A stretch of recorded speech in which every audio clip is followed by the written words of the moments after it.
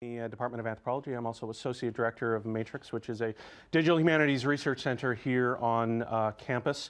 My primary area of research is cultural heritage informatics, so basically the application of computing and information technologies to cultural heritage materials, questions, problems, data sets, things like that. I'm an archaeologist, so the path that I took to come from digging holes in the ground in Egypt, and I did work in Egypt, to here is logical to me. It makes sense in my head. But recently, I've become particularly interested in actually not recently, since I was in grad school, frankly, using computing technologies for peer-to-peer and peer-to-public communication and scholarly practice in the digital age, specifically in the cultural area of cultural heritage. So I come before you to talk on a subject very near and dear to my heart. And this is, I titled this Tales of an Open Scholar. Now, so what does this have to do with the subject matter of this talk today, or with this forum today, which is social media and networks? Basically, the argument that I'm making, and you're going to have to sort of stay with me through this whole argument, is that the idea of open is an incredibly powerful form of social media.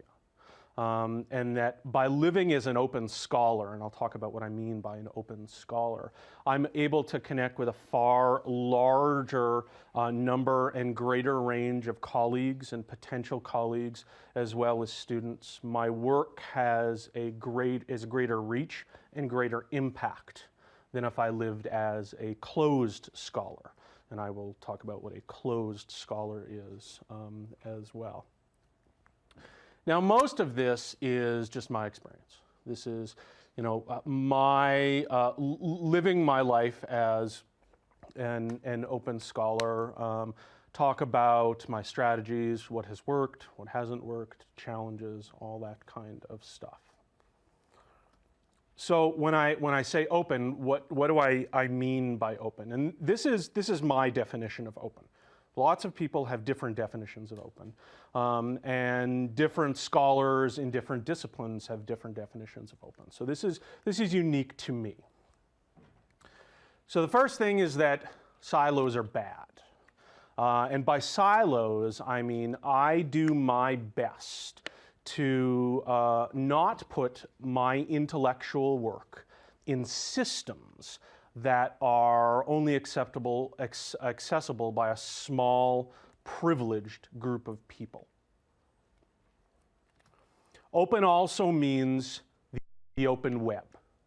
I do my best to choose tools, platforms, services, communities that play well with the open web. And for those of you who are more tech inclined in the room, you'll know what the open web is. That means something technically speaking. It also means that I evangelize for open. I think that is a very, very important component in this open lifestyle, is I evangelize for open scholarship. And there's a really nice quote. Amy Morrison, who is a professor in ELIT at University of Waterloo in Ontario, she has this really interesting quote. Basically says to seek a conversation, not a convert. And I very much kind of fall into that. I really like to have conversations with people about open scholarship, and I don't try to find converts, despite the fact that it kind of seems that way. Now, obviously, open, sort of generally speaking, is not without its problems, its challenges, its frustrations. Many of these frustrations come from within the academy itself. They are my colleagues, frankly, who are frightened, hostile to this idea of openness. Now, I don't want to suggest that this is a generational issue. It isn't. A lot of the colleagues that I work with who are very, very friendly to this idea of open scholarship are respected senior scholars. And there are just as many young Turks like myself who are very hostile towards the idea of open scholarship. So I don't want to make this suggestion that it's a old versus new, young versus old, whatnot. It isn't. It's also important that my framework for doing all of this is a grassroots, bottom-up, DIY hacking kind of perspective. I am frankly the IT manager's nightmare. If I want to do something, I just go dump something on my server. I'm really kind of fortunate in the sense that I have a large server farm to play with that I can put anything on. I don't like living within the boundaries of the university tech ecosystem. I actually think that it is personally quite restrictive. That doesn't mean that I speak down to people who want to live within that ecosystem. That's fine. But I like just doing stuff and building stuff. And if I want to try something else, try something out, I just do it. I personally don't feel that we need institutional level blessing to do this stuff. If you want to go do something as a faculty member, just go out and do it. All right, so one of the components of this whole idea of the open classroom or open scholarship is the open classroom. Now, the term open classroom has actually been used before, and I'm kind of ripping it off and changing it a little bit. The term open classroom was actually originated in the 1970s to basically talk about architecture of a classroom and spatial organization of a classroom. When I say open classroom, I don't mean this. This is something else. When I say open classroom, I mean this. Open classroom to me is a philosophy, it's choice about platforms, and it's also practice. How I run my classrooms and how I manage my courseware and how I put my course content out there and how I interact with students around courses. Now we can drill down a little bit into this and talk about open courseware. Now anyone who has seen me talk about this subject at all know that I'm a very, very strong advocate of open courseware. Now for those of you who are unfamiliar, open courseware is basically high quality university course material made freely available on the web to anyone, okay? Ooh, your phone likes that. It was, the term open courseware was pioneered by MIT. They were certainly not the first to do it, but they actually branded it that open courseware. And the salient point here is that the material is released under a Creative Commons license. And we're going to kind of circle back to that a little bit. All of my classes, all of them, exist outside of the Angel ecosystem. I do not use Angel at all, except for a gradebook, because I cannot make 2 and 2 add up to 4. And I don't use Angel to deliver any kind of course materials at all, because primarily Angel makes me sad. And there's a lot of reasons why Angel makes me sad, and I will not get into that. Now, this morning, I actually looked at my two classes for this year. So in the fall, I taught a pseudo-archaeology class, small 400 level seminar, 15 students. And in the spring, I taught an archaeology of ancient Egypt, which is roughly the same amount of people. These are the unique page views from the classes. So the pseudo-arch class had 119,000 unique page views, where the Egyptian archaeology class had 15,000 unique page views. Now, obviously, web statistics are problematic, yes, but these numbers alone speak to the reach of the course material.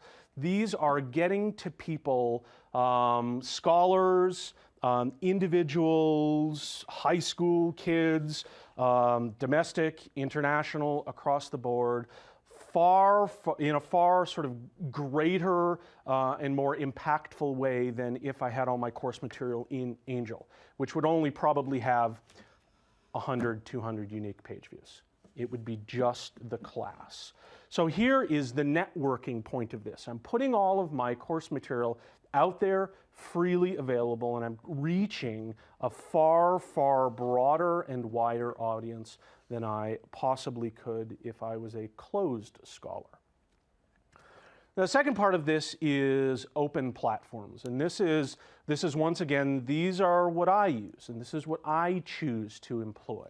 Now, by open platforms, I mean free, open source tools, or tools that have an open philosophy. So they have open APIs, things like that, and tools that are meant to be forward-facing.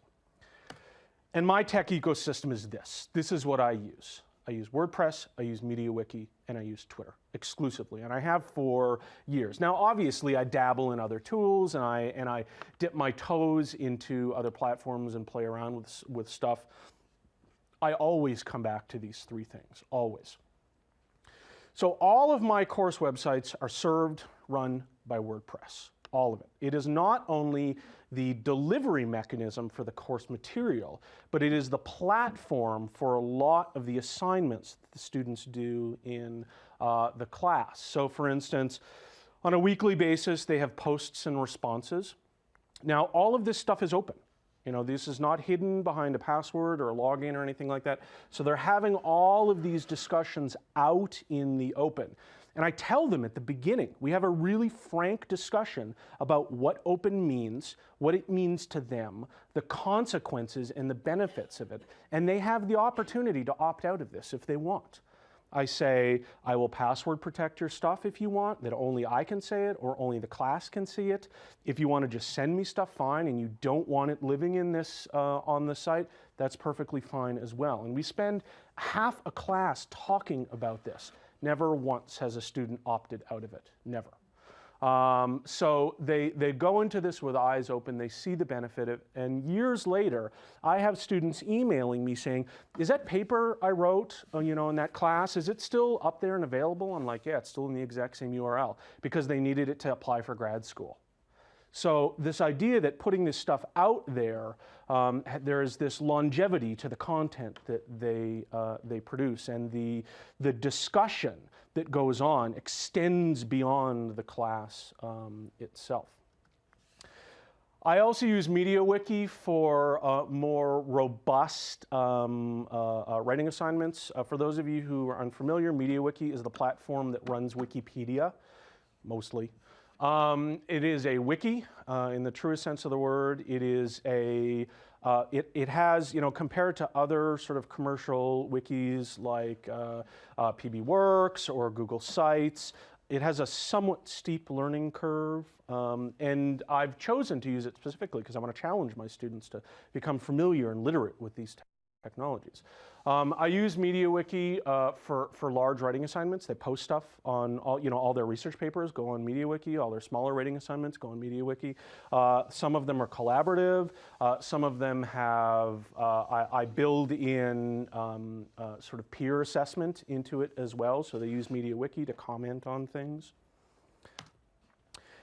I also use Twitter. I am a Twitter child. This is my primary form of social media. And in a class context, because Twitter is also going to come up in a scholarly context as well. Twitter is important because it essentially moves, and you can't really see it there, from there, sequestered in the little office there, down there. It connects me with students.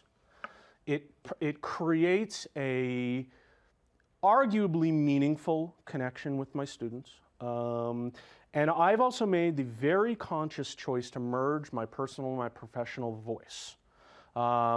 There's actually fairly good research that shows that students who have a closer, undergraduates that have a closer connection, personal connection to their professors have better success. There's also very recently a study that came out that shows that professors who merge their personal and their scholarly voice together are considered to be more trustworthy by students.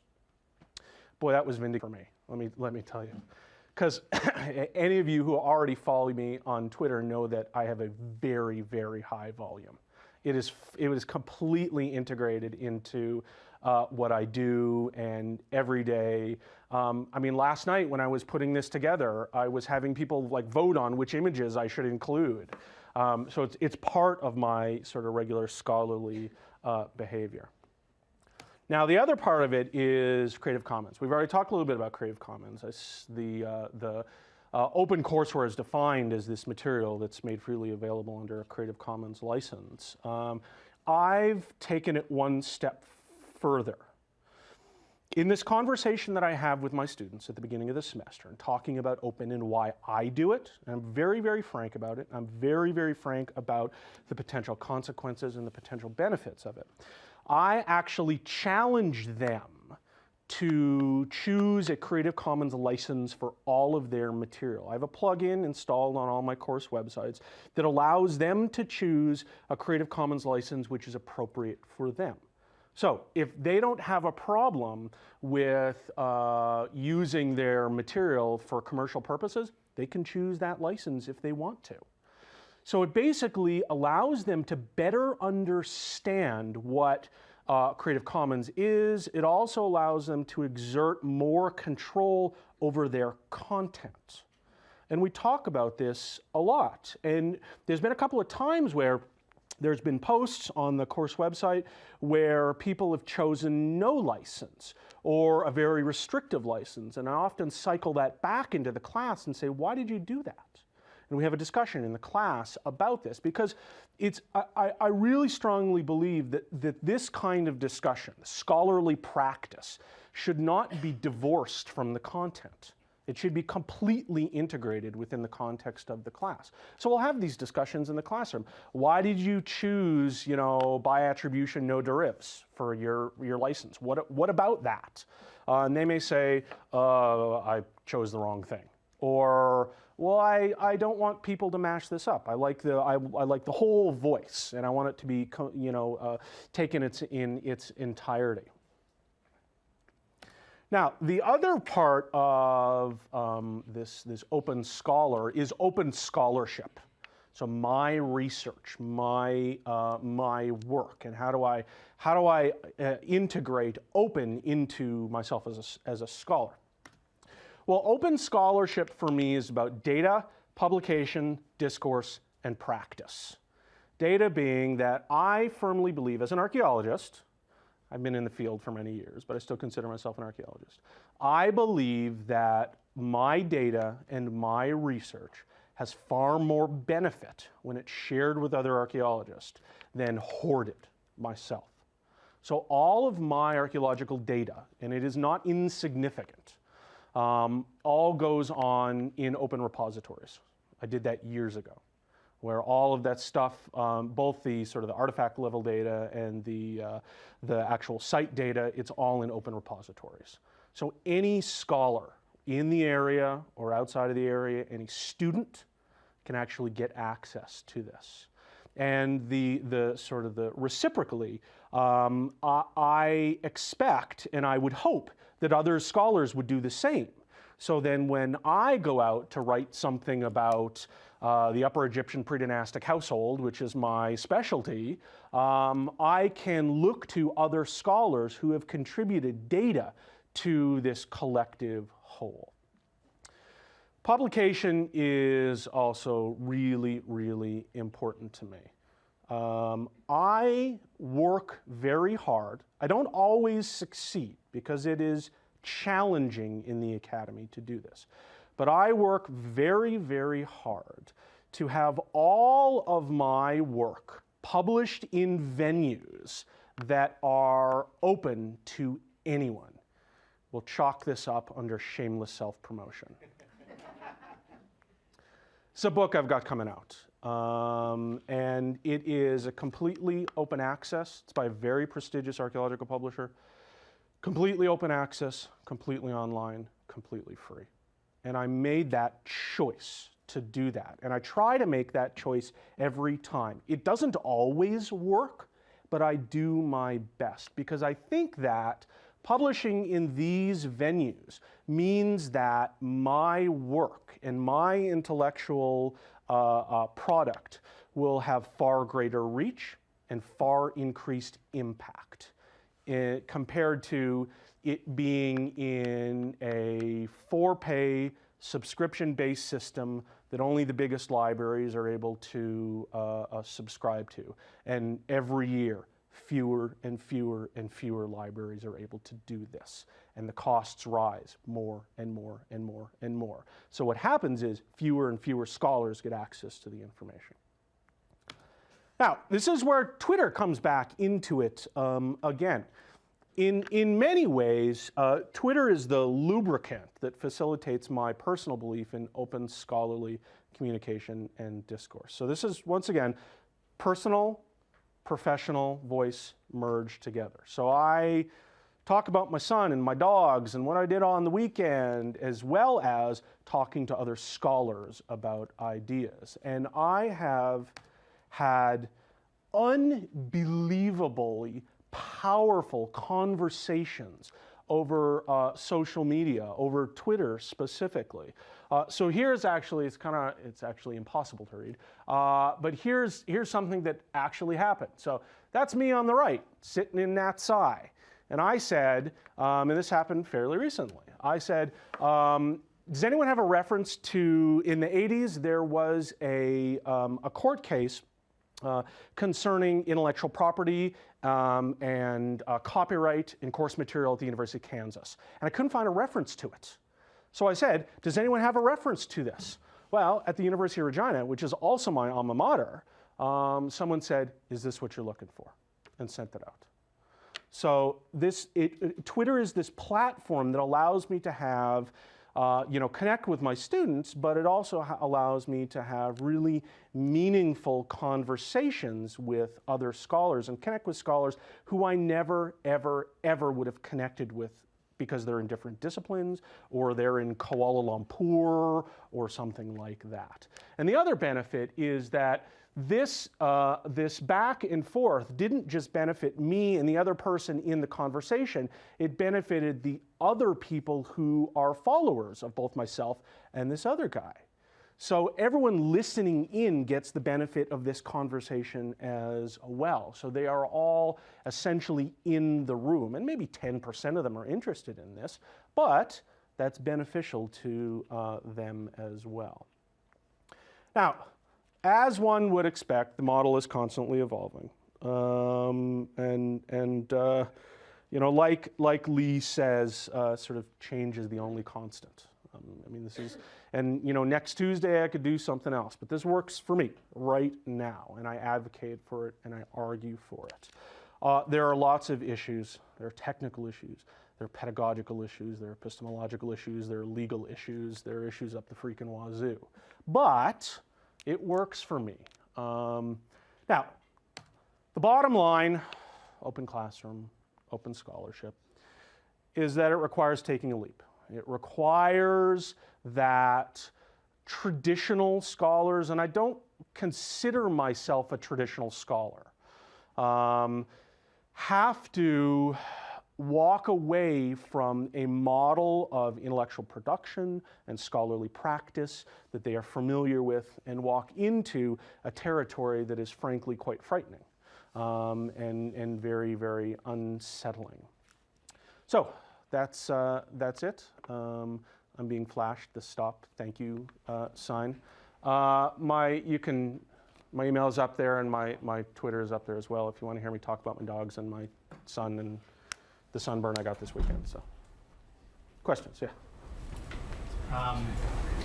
When you have something that's of value, and I'm not saying that tweets aren't of value, but for instance, the book that you're coming out, that potentially could provide you with an income stream if you made it on a more restrictive basis.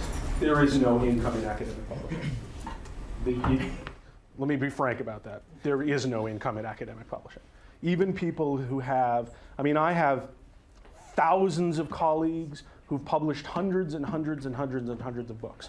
None of them make any money. I'm being a little facetious there, but yeah, academic publishing is not like commercial publishing. I'm a commercial publisher as well. I've written 7 books on interactive design and user-centered design. I barely make any money with those. So academic publishing doesn't make money. So that wasn't an issue. No, that wasn't an issue. Did you have to sell that point of view to the publisher? Yes and no. There's actually an interesting story there. Okay, so that book, what came out of a session at the Society for American Archaeology meetings, which is the biggest archaeological association in North America, 3 years ago. And we took it to this publisher, Coatsen, which is a really important archaeological publisher. And this book was going to be their first open access venture. This is going into the University of California, Berkeley, or University of California's e-scholarship system, which is a big, big digital repository. It was going to be their first open access publication. It was going to be the first in their digital archaeology series as well. So they made this big fanfare. We didn't have to sell it at the beginning, but I said this was 3 years ago. This has been probably, this project is a textbook on how to screw up an open access publication. From top to bottom, everything that could have happened wrong happened wrong. 3 entire turnover of staff. The board reneging on its agreement to publish it as open access. It's a very odd situation, but at the beginning, no, we didn't have to sell it to them. Now, since we had to resell it to them like 3 times and threaten them and whatever. We have a more? Yes? No? So, as you can guess, I like you, cross that personal professional boundary in my status updates and stuff. I get a lot of feedback. My students seem to really like it, or at least the ones who talk to me seem to like it. Sometimes my colleagues, though, feel weird about it. How do you sell that kind of relationship to your colleagues, and especially when it comes time for like teaching evaluation, or basically when you're showing what the value of that work is, how do you describe the value of the blurred boundary? Well, it's good that there's some decent research on it. And I've always, that's my go-to. I'm like, hey, look over there. So that definitely helps. A lot of them aren't even aware. It is so far out of their ken that they don't know, they don't care, and it just sort of doesn't come up at all. I have had students tell me, one student came up to me and said, I really, really like you, you're a really good professor, but you tweet way too much. And it's completely true, and I immediately, when he left, started tweeting about it. So, anyone else? As an IT person, I often search Google for when I have a problem, and one of the big things that the resources are either blogs or comments with questions and answers. Mm-hmm. And that stuff is in Google, but we just left in Twitter feeds are searchable for 4 days. Mm-hmm. And so why I use Twitter, if you would ask that question, say on an archaeological blog somewhere or forum, then that question, that answer would be preserved and could be found by somebody else. Well, yes, you are right, but there's ways that you can archive your Twitter stream a little bit. So there's kind of ways around it. That's an issue, and I'm not sort of advocating one over the other by any stretch of the imagination. I'm a regular commenter on lots of different sites. On my own sites, on my own students, and all that kind of stuff. The Twitter is just another feed. It's more immediate, and frankly, I think the 140 characters makes scholars more productive. Because as you well know, we have a tendency to blah, blah, blah, blah, blah, blah. 140 characters, you gotta say what you gotta say.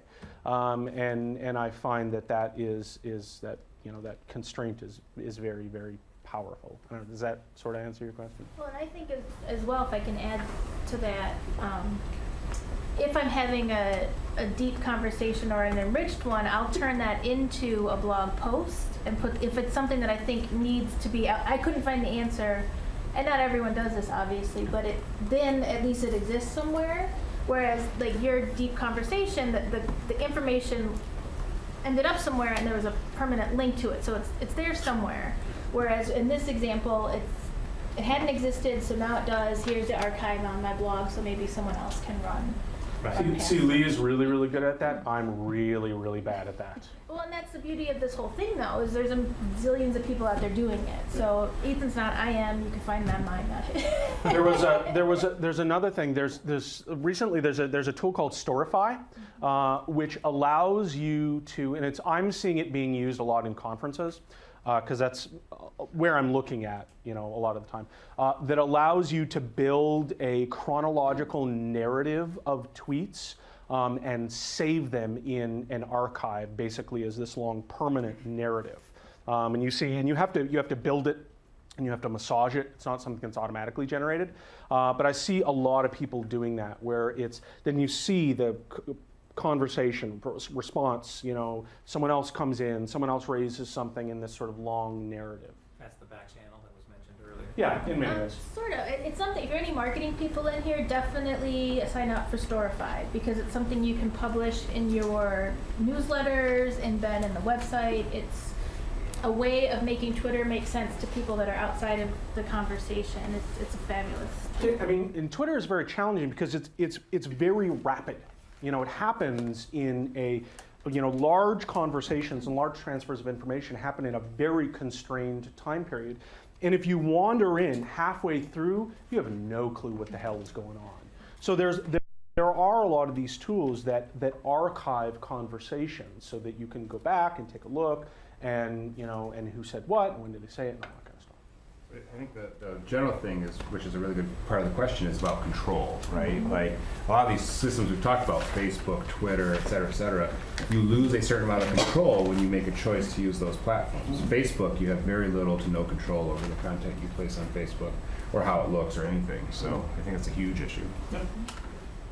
I think I personally also like the idea of forum, because then people can always come back to under the other hand. I might not find the right forum to answer my question. That's why I rely on Twitter, the wisdom of the crowd, because I follow people I trust.